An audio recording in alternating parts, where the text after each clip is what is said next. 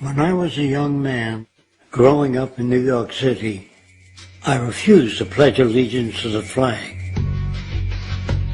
Of course, I was sent to the principal's office, and he asked me, "Why don't you want to pledge allegiance? Everybody does." I said, "Everybody once believed the earth was flat, but that doesn't make it so." I explained that America owed everything it has to other cultures and other nations, and that I would rather pledge allegiance to the earth and everyone on it. Needless to say, it wasn't long before I left school entirely, and I set up a lab in my bedroom. There I began to learn about science and nature.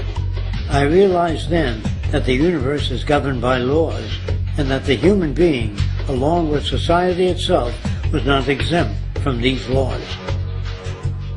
Then came the crash of 1929, which began what we now call the Great Depression.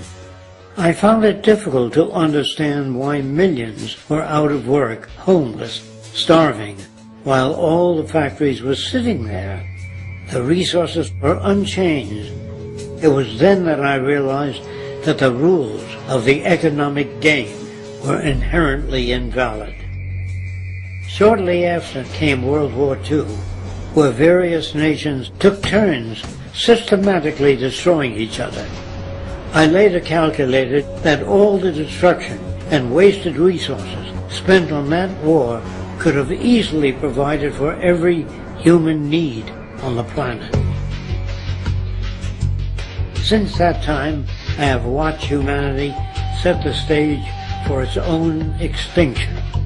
I have watched as the precious finite resources are perpetually wasted and destroyed in the name of profit and free markets.